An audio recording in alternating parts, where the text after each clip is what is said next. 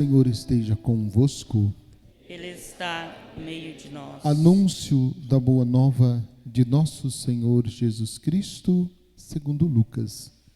Glória a vós, Senhor. Certo dia, Jesus estava rezando no lugar retirado e os discípulos estavam com ele. Então Jesus perguntou-lhes: quem diz o povo que eu sou? Eles responderam: uns dizem que é João Batista, outros que és Elias, mas outros acham que és algum dos antigos profetas que ressuscitou. Mas Jesus perguntou: e vós, quem dizeis que eu sou? Pedro respondeu: o Cristo de Deus. Mas Jesus proibiu-lhes severamente que contassem isso a alguém. E acrescentou: o Filho do Homem deve sofrer muito, ser rejeitado pelos anciãos, pelos sumos sacerdotes e pelos doutores da lei. Deve ser morto e ressuscitar no terceiro dia. Depois, Jesus disse a todos: se alguém me quer seguir, renuncie-se a si mesmo. Tome sua cruz cada dia e siga-me. Pois quem quiser salvar a sua vida, vai perdê-la. E quem perder a sua vida por causa de mim, esse a salvará. Palavra da salvação. Glória a vós, Senhor. Que as palavras do Santo Evangelho perdoem os nossos pecados. Podem sentar um pouquinho?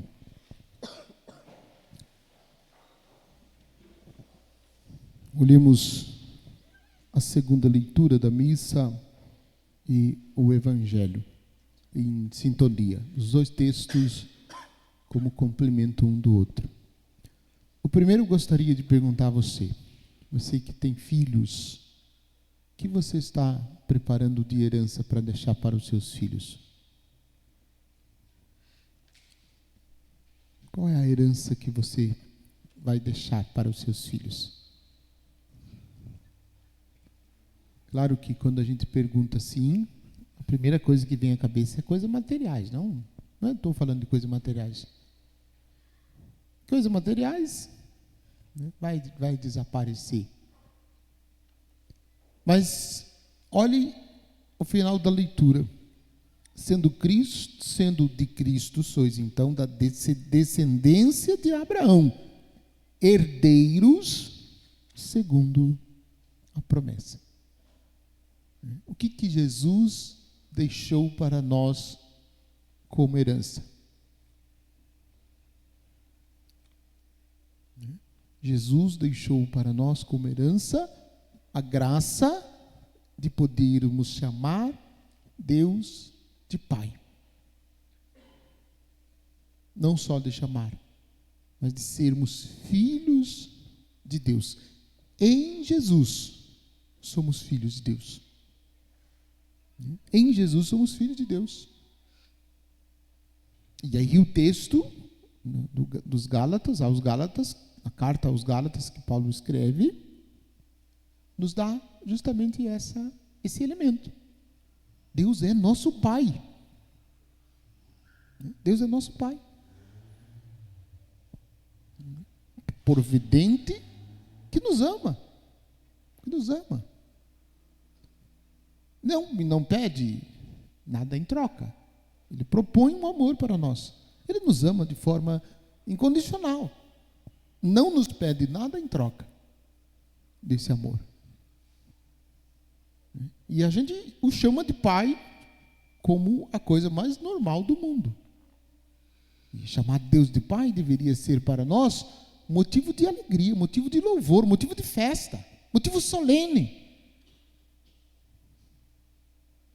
Porque nenhum outro pai, ainda que o nosso pai aqui neste mundo tenha sido um bom pai e tenha feito o seu papel de pai, ainda assim, ainda não é igual ao Pai do céu. Claro que se nós temos dificuldades de relacionamento com o Pai aqui na Terra, nós teremos dificuldade de chamar Deus de Pai. Isso está também profundamente relacionado. Mas Deus é infinitamente, poderia dizer assim, melhor. Infinitamente melhor. E é preciso que nós estejamos em Jesus, como diz, sendo de Cristo, sois então da descendência de Abraão. Nós somos filhos no Filho, nós somos filhos em Jesus. É essa a realidade. Nós somos filhos em Jesus. Olhemos o Evangelho. Notem que o versículo 18 do capítulo 9 do Evangelho de Lucas traz uma informação importante. Jesus estava rezando num lugar retirado e os discípulos estavam com ele. Eu fiquei pensando cá com meus botões uma coisa. Você sabe quem é você? Veja, a pergunta que o padre está fazendo. O padre não está perguntando se você sabe quem é Jesus. Você sabe quem é você? Daí você vai responder assim: eu sou Samuel Soares, filho da dona Terezinha, filho do seu Zé.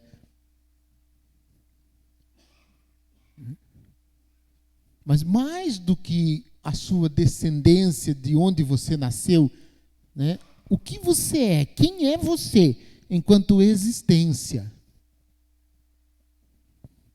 Ainda que esta pergunta seja uma pergunta, entre aspas, fácil de responder, é uma pergunta que exige uma profundidade na resposta. Eu gosto muito do filme do Padre Pio, e na cena do filme tem uma fala que o cardeal pergunta para ele: quem é o Padre Pio? E o Padre Pio responde, eu acho fantástica a resposta: eu sou um mistério para mim mesmo. Eu sou um mistério para mim mesmo, ele responde. Mas sem buscarmos uma intimidade profunda com Jesus, nós não saberemos dizer quem nós somos. E se não sabemos dizer quem nós somos, nós também não teremos o que dizer de Jesus. A comparação que o padre faz é a seguinte: vocês casados, se alguém te pergunta assim, fale-me um pouquinho da sua esposa, fala-me um pouquinho do teu esposo. Se alguém te pergunta isso, você saberá descrever seu esposo. Você saberá descrever a sua esposa. As qualidades, os defeitos, sei lá. Você vai descrever. Ou não? Vai, não vai? Sim, perfeitamente. E aí, se a pergunta inverte, e eu te pergunto assim, fale-me um pouquinho de Jesus. O que nós teríamos para dizer sobre Jesus?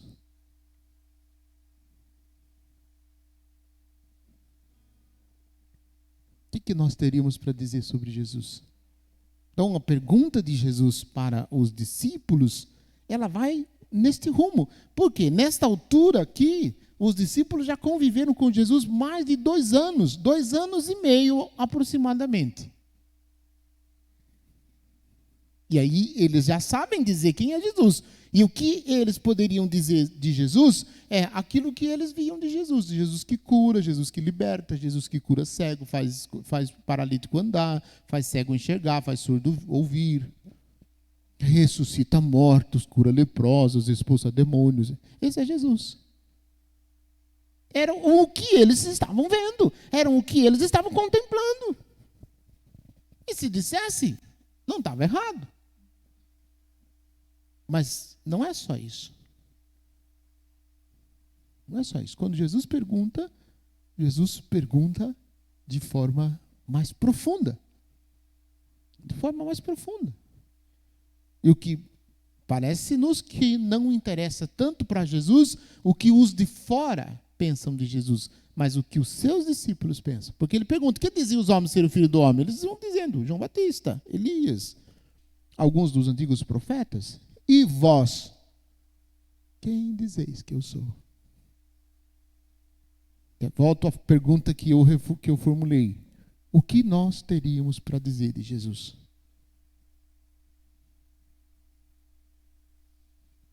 Final do Evangelho, eu chamo atenção para o versículo 23 e 24. Depois, Jesus anuncia, voltando lá no versículo 22, olhemos um pouquinho.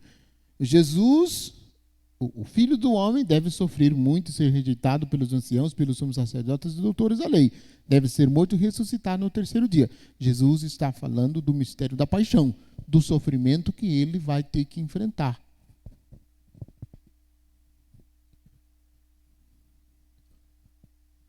Depois Jesus faz a mais severa observação para os seus discípulos. A mais dura palavra de Jesus para os seus discípulos. Se alguém me quer seguir. Se alguém me quer seguir. O seguimento de Jesus é uma opção livre. É uma opção livre. Ninguém colocou uma espingarda na cara da gente para dizer que a gente segue Jesus. Ou segue Jesus ou segue Jesus. Não, ninguém fez isso. Seguimos Jesus porque nos encantamos por aquilo que ele anunciou, pelo seu projeto. Portanto, é uma decisão livre. Se quiser, se alguém me quer seguir.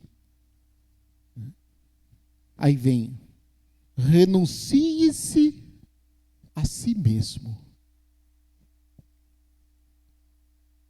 Renuncie-se a si mesmo. Esse renuncie-se a si mesmo significa viver segundo a vontade dele. Significa, no segmento, não ter mais vontade. Significa superar essa ideia de individualismo egoísta. Uma visão egocentrista do mundo, olhando somente para si. E que tudo deve acontecer do jeito que eu acho certo, que se não acontece do jeito que eu acho certo, eu não faço. Se não acontece do jeito que eu acho certo, eu não quero. Viver assim, quem vive assim não teve coragem de renunciar-se a si mesmo. Colocou-se num ponto mais importante do que até o próprio Jesus. Se dá o direito de ser mais importante do que o próprio Jesus. Abrir mão da vontade. Veja, é um pouquinho o que fazem os casais. Quantas e quantas vezes vocês, enquanto casais, têm que abrir mão da sua vontade? Não só para não brigar, mas abrir mão da sua vontade por amor ao outro. Por amor ao outro. Eu queria que fosse desse jeito, mas ele queria daquele jeito. Então vamos fazer daquele outro jeito. Eu queria que fosse assim, mas ela quer que seja do outro jeito. Então vamos fazer do outro jeito. Eu queria que fosse assim, mas Jesus quer que seja desse outro jeito. Então vamos fazer do jeito de Jesus, que o jeito de Jesus é o melhor do que o meu. Renuncie-se a si mesmo. E a palavra mais difícil, tome a sua cruz cada dia. Esse tome a sua cruz cada dia de Lucas é forte. O Evangelho de Mateus, no capítulo 16, não fala toma a sua cruz a cada dia. Tome a sua cruz e siga somente. Lucas acrescenta, tome a sua cruz cada dia. As contrariedades da vida. As situações em que nós não conseguimos mudar. os pequenos sofrimentos. De repente uma enfermidade, de repente uma morte, de repente uma situação difícil. A cruz de cada dia. Que nós só temos uma única opção. Ou nós assumimos, ou nós sumimos. Porque não tem outro jeito. E sumir, deixar a cruz para trás, não é um bom negócio. Ou assume, ou não dá para assumir. Porque se sumir, vai ser pior. Abraça a sua cruz cada dia e siga-me. Este siga-me é nos passos de Jesus, no ritmo de Jesus, segundo a vontade dele, fazendo aquilo que ele propôs, fazendo aquilo que ele ensinou. É a condição para ser discípulo. Talvez se falassem isso para a gente antes, a gente não seria discípulo dele. Se seja discípulo dele, tem que carregar a cruz para Deus, eu não estou afim, não. Mas precisa. Precisa. Agora, também não vai fazer como aquele casal que o padre contou na missa, que o padre falou sobre isso. Na missa, o marido resolveu ir na missa naquele dia, fazia tempo que não ia. Aí chegou em casa, ele foi correndo abraçar a esposa dele.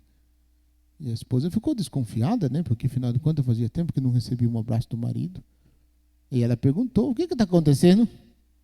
Ele falou assim, o padre lá na igreja falou para mim abraçar a minha cruz.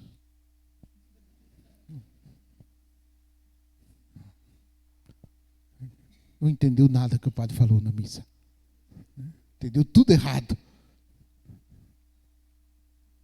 A cruz de Jesus é muito mais profunda e muito mais significativa. Estou falando que você, o marido, que a sua marida é uma cruz. Isso aí é por conta sua. Só estou dizendo que a cruz de nosso Senhor Jesus Cristo é muito mais do que esta realidade difícil que você acha que vive lá com a pessoa que vive com você na sua casa. Por quê? Porque a cruz de Jesus é redentora. E nós precisamos seguir nos passos dele, no ritmo dele, seguindo ele. Não tenta colocar a carroça na frente dos bois, como é que diz o ditado, né? Não tenta você ir na frente de Jesus e você determinar o ritmo que deve seguir. Não, o ritmo quem dita é ele. Nós vamos atrás dele, seguindo ele. Fazendo tudo o que ele fez, vivendo tudo o que ele ensinou. Isso é desafiador. Isso é desafiador. E é isso que nos identifica como cristãos. Agora, notem que eu comecei dizendo na homilia que nós somos filhos de Deus. É como filhos de Deus que nós seguimos os passos de Jesus. E com Jesus, não é sozinho não, é com Jesus.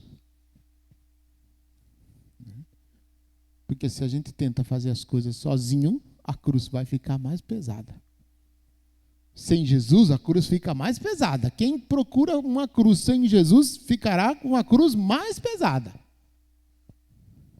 E com Jesus, por mais pesada que seja a cruz, ela se tornará leve.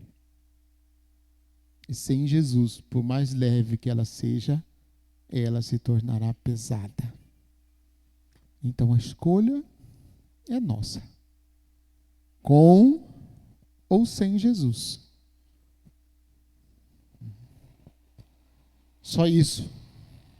Tudo isso, nada além disso. Se virem com isso. Louvado seja nosso Senhor Jesus Cristo.